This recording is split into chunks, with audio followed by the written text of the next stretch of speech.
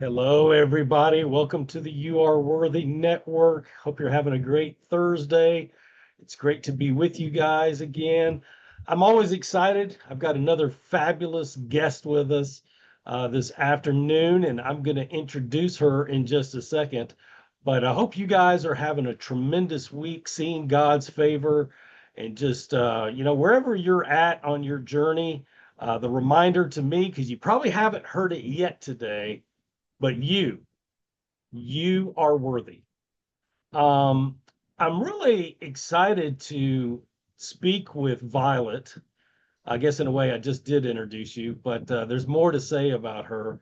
Um, if you're listening, whether it's live or listening to the replay, Violet is the perfect example of what we're trying to achieve in the network because Violet and I did not know each other previously. And so if you're in my shoes and you're lining up your first several interviews, which I do have several lined up, which I'm grateful, they're going to be people that you know and have a little bit of rapport with. But my goal has always been to interview many more of you that I personally don't know. And Violet was the first one to come along and say, "Hey, I like this and I want to be interviewed and I want to tell my story to your audience." So I'm extremely grateful for her initiating that way.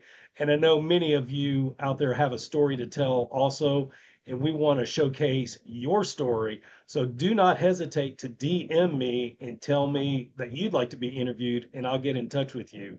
Um, but let's tell you a little bit more about our guest. I could read quite a lot. Violet's bio is impressive and lengthy. So bear with me. I'm going to give you most of it, but you'll get to know her a lot better here in a second. Violet Detre is a happiness advocate, love that, author, speaker, Christian business coach, kingdom productivity coach, certified prophetic trainer. Violet's vision is for an empowered church body to live the abundant life and live on earth as it is in heaven. Violet holds a professional and executive master's coaching certificate through International Coach Federation, approved university, and a bachelor's degree in education and life coaching from Liberty University, where she studied life, health and wellness, financial, marriage, and leadership coaching. Wow. Violet was born and raised in Laredo, Texas. She's been married for 28 and a half years to her husband, a retired U.S. Army veteran. They've been blessed to be able to travel throughout the United States and abroad. Violet, it's a thrill to have you in the You Are Worthy Network. Awesome. Well, thank you for having me on the You Are Worthy Network, Steve. I'm so honored to be here. I'm so honored that you called me fabulous. I received that. So I appreciate you having me here. Absolutely. It's my honor to have you. So why don't you tell the folks, it says in your bio that you've lived in Texas a long, long time. What part of Texas do you live in? I live right on the border, so I can see Mexico right from my window right here. I was born and raised in Laredo, Texas. It was a small town back then, but now it's gotten a lot bigger. And there's a lot of commerce that goes around here. So it's pretty well known. There's even a song about it down in the streets of Laredo, I think it's called. So we're on the map. We're on the map now. But when I married my husband, we met in San Antonio, Texas at church.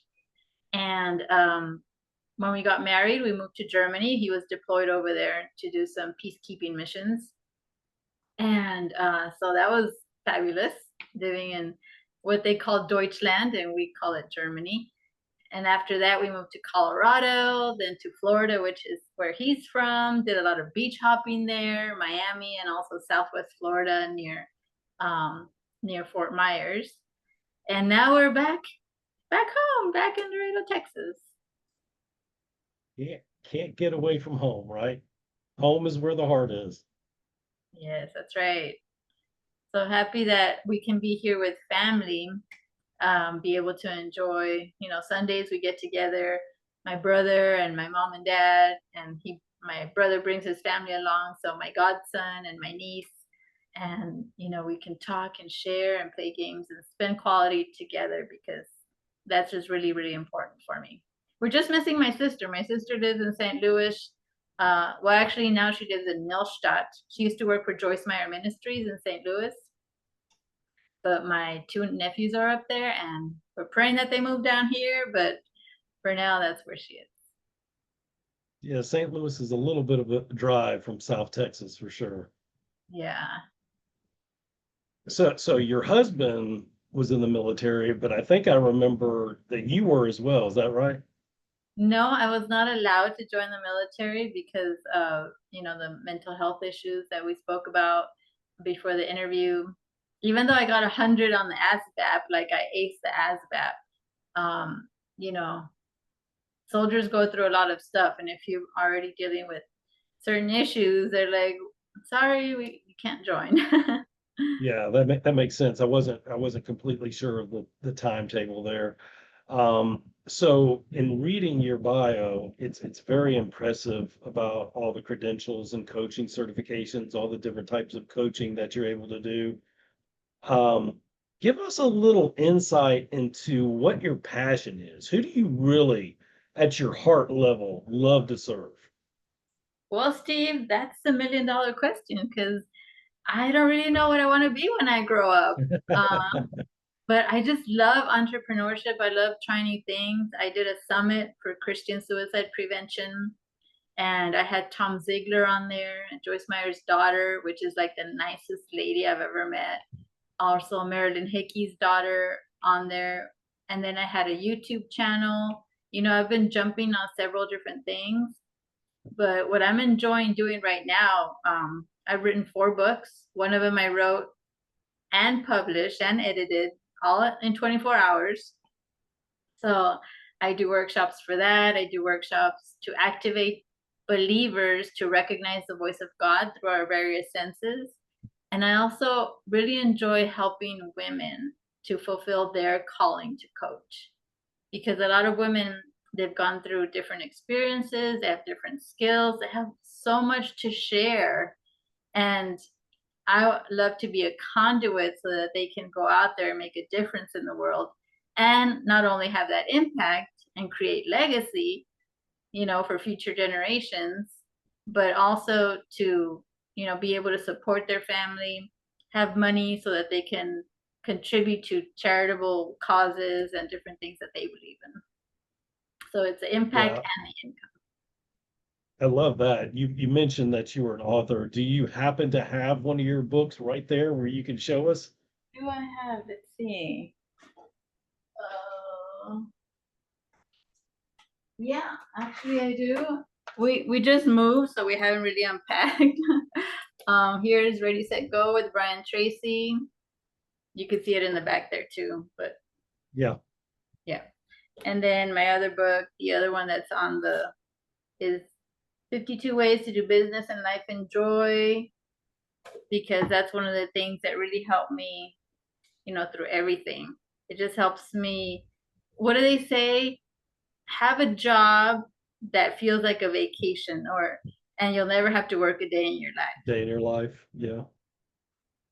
Yeah, that's good. And if you guys didn't catch those titles of those books, we'll include all of Violet's social media links and where you can find those. We'll include all those links in the show notes here after the interview. But I just thought you might have them nearby, so that's great. Yeah, and the others are only on Amazon. I do give away free copies of the PDFs of that as well. Yeah, yeah, that's awesome. Um, okay, so I've heard you. Of course, I know your story a little bit. Um, so you're having all the success. I mean, Brian Tracy's obviously a very gifted author. So you've had all this success with your writing, with your coaching. I love your vulnerability and your honesty about, still trying to find exactly what it is the Lord's wanting you to do and who he wants you to work with. I totally understand that.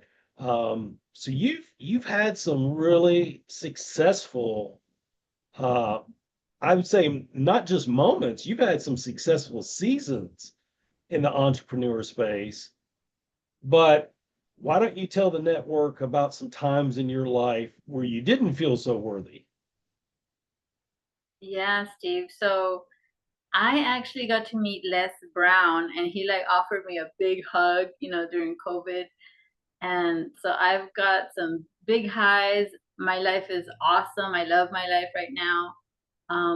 But about 10 years ago, my husband, he came home earlier than I expected because he heard from Holy Spirit, get home in time for dinner.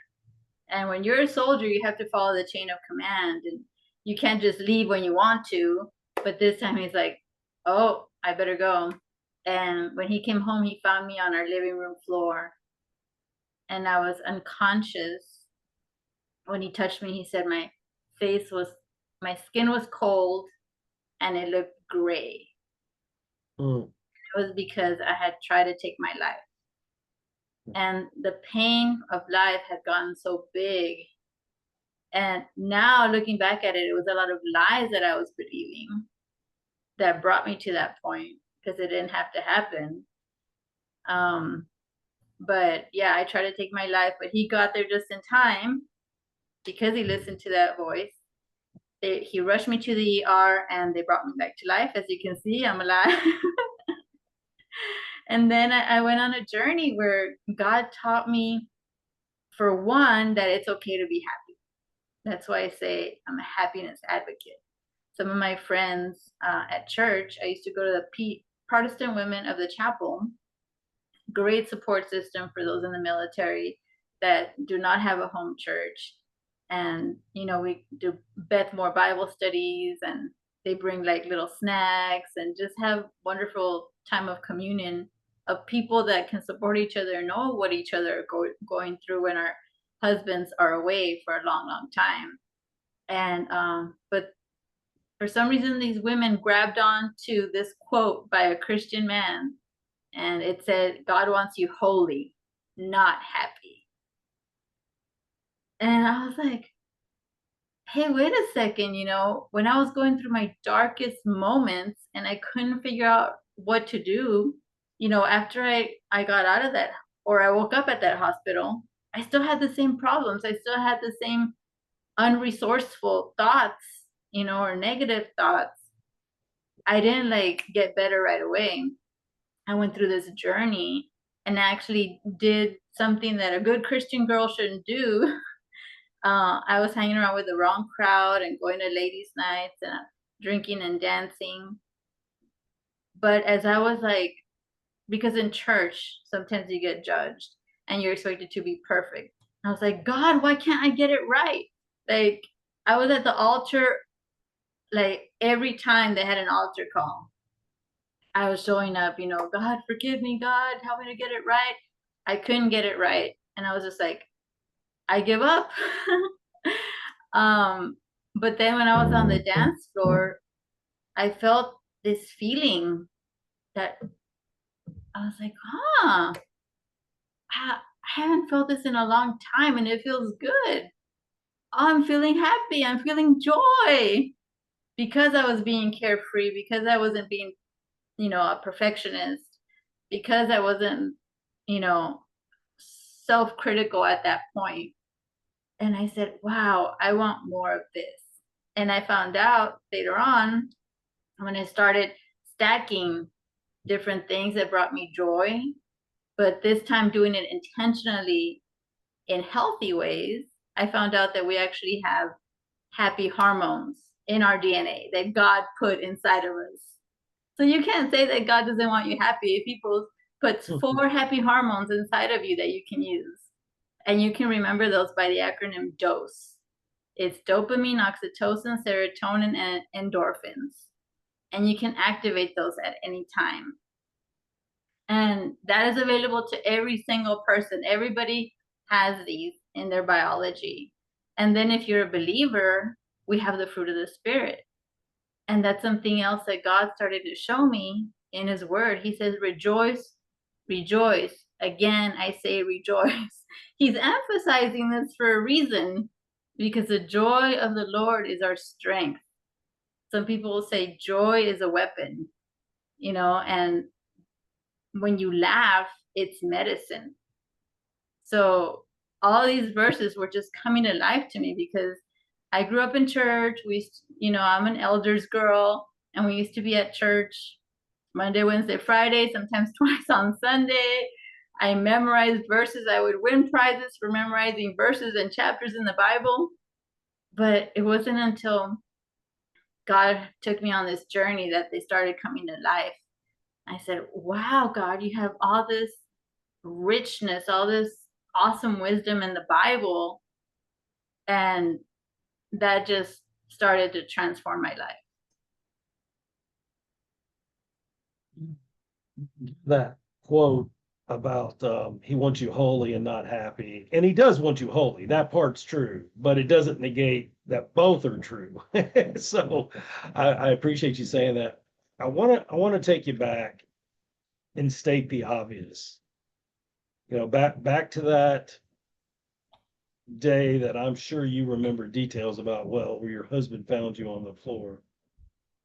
First of all, I know your husband's so grateful that it didn't turn out the other way.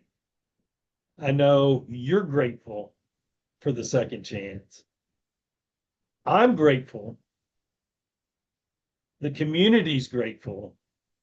And so are all the people that you're helping and all the people that God still has for you to serve. So grateful that God intervened that day. And I just can't imagine the depths of sorrow, the emotions that you may have been feeling. I'm helping a friend. Certainly, it takes a village, so to speak. You hear that when it's raising our kids, and it's true. But I'm helping a friend right now that's going through some tough times, and he was on the phone with suicide prevention recently, and I urged him to make the call and then call me, and we could process and pray together afterwards. Um, can you just briefly share with us some of the lies that the enemy was telling you, some of the lies you were telling yourself at that time? Because obviously you're on a much better side of that now. But at the time, you were believing a lot of those lies to get to that point. That's real serious. Yeah, that was rock bottom. It was totally darkness and fear. And now it's almost a 180. I know there's new levels. I'm not where I want to be. I know there's a lot more, going up from here. But one of the things that happened is that my great uncle, he molested me when I was very young, probably Mm. around 5 years old. And because of that, I tried to make the world safe. So I had all these coping things that I was doing. I say I built a wall around myself to keep the bad stuff out, but that also kept the good stuff from coming in. So even though my mom and dad and my brother and sister, they loved me and they showed me they loved me, they would travel, they would spend money, time, energy to go and travel and see me and spend time with me. Um, I just felt like I was, like you say, unworthy. And in school, I was a gifted and talented student. People thought I was gonna amount to this big thing. They say we're gonna be the next leaders to lead our country into an amazing new place. But then when I graduated from high school, I was lost. Like there were no guardrails. Just go out and find a job. Okay, but the only job I could secure were like low paying jobs, gopher jobs, telemarketing jobs, and and then also I had health issues that were escalating. And there was a time when I could barely function. When I was in Germany, my sister and my brother came to visit, and we took him on a tour to France, to Italy, around Germany. And my sister asked me, "Oh, do you remember what happened yesterday? We did this and this and this." I'm like, "What do you mean? I don't remember that." "Yeah, this happened, and we were doing this and this and this and this." I'm like, and at that point, I was like, what is wrong with me? I'm losing my identity because as a gifted and talented student, I prided myself in being intelligent. I would always score high in national tests. And when someone loses something that they think they are, it's like, who am I? What am I? And that's another, like, am I worthy? And because I couldn't bring in an income, we've been one income household most of our married lives. I felt like, oh, I'm a burden. So I felt unloved. I felt lonely. I felt like nobody could fix me. I even tried counseling, and my psychiatrist was like, oh, I don't think you're as bad as you think. Mm. And then one of my psychologists, he fired me. They diagnosed me with some kind of disorder, and I was like, I guess nobody can help me. And those were just some of the things that I was believing. And I said, well, if nobody can help me, they say heaven, there's no crying, there's no dying.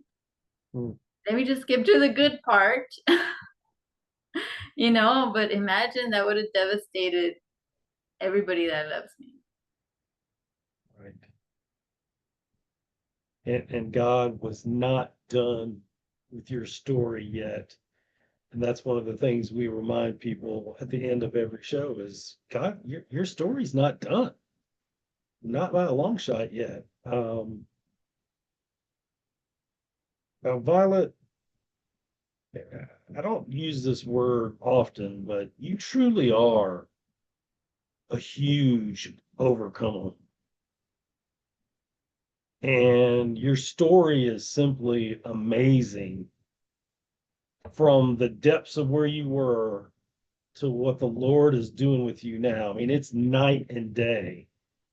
Um, and like I said, we're going to put your information in the description so people can find you. But what is the best place for folks to find you and learn more about you and what you do? You can go to my website at violetdetre.com, or Instagram, it's Violet_Detre. Okay. And they can find your books where exactly? You said two of them were on Amazon, right? All four of my books are on Amazon, but I also give free PDF copies if they DM me on Instagram. Gotcha. So, what would be your encouragement to everyone listening today? Well, first of all, if you or somebody are in crisis, please dial 988 in the US. People are there willing to help you 24/7. They'll listen to you, they'll give you resources. And I'm not a professional mental health counselor. This is just my story. But I know that if God helped me out of the deepest, darkest pit, He can help anybody. And, you know, you're loved, you're cared about. Kick those lies to the curb and know that you're worthy. So go on one more day. I love that. Kick those lies to the curb. End quote. Violet Detre, that's awesome. Thank you so much for coming on the You Are Worthy Network and being so vulnerable with your story and sharing with us not only what you've overcome, but also the good things that God is doing in your life now.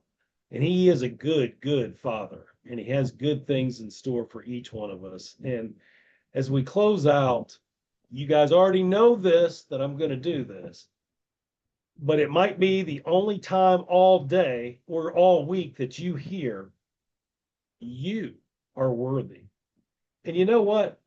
Even in Violet's lowest point in her home that day on the floor when her husband found her, it didn't seem like there was anything worthy about that situation, but she was worthy then. She was worthy of love and respect and a blessed future. And she's living that now. You are worthy in your toughest days, and you're worthy waiting on what you're praying about, what you're working towards now. You're worthy to God, and you're worthy to a whole lot of people that you know now, and that others that you're going to meet in the near future. So always remember you are worthy and your story's not over yet. Till next time, guys, have a great day.